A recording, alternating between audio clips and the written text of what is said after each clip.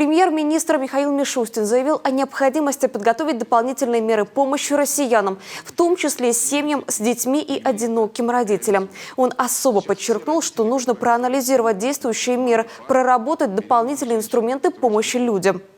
По поручению президента с 1 июня правительство проиндексировало социальные выплаты.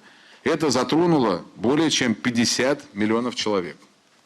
Также мы провели ускоренное повышение минимального размера оплаты труда, что позволит увеличить зарплаты свыше 4 миллионов граждан.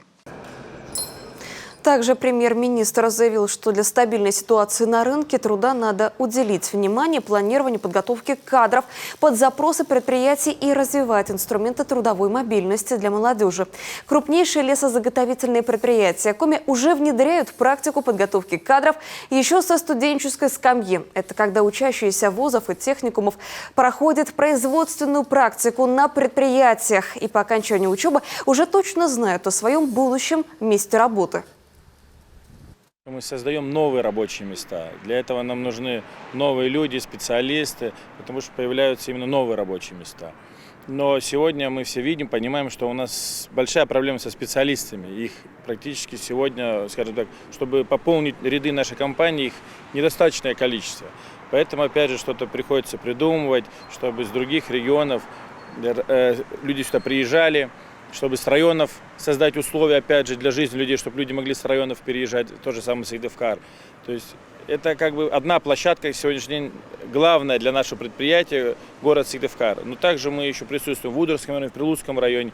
Там, соответственно, жизнь и комфорт для проживания все равно хуже, чем в Сыктывкаре. Поэтому задача стоит тоже в районах, чтобы создавать какие-то условия, чтобы люди, опять же, там хотели жить и работать.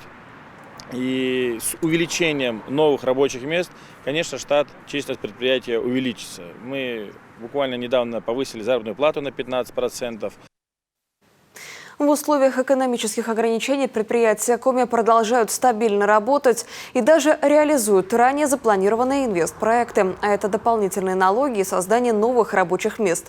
Рынок труда адаптировался к новым вызовам, вакансий становится все больше, уровень зарплаты растет. Среди работодателей по-прежнему сохраняется конкуренция за высококвалифицированные кадры и представители рабочих специальностей.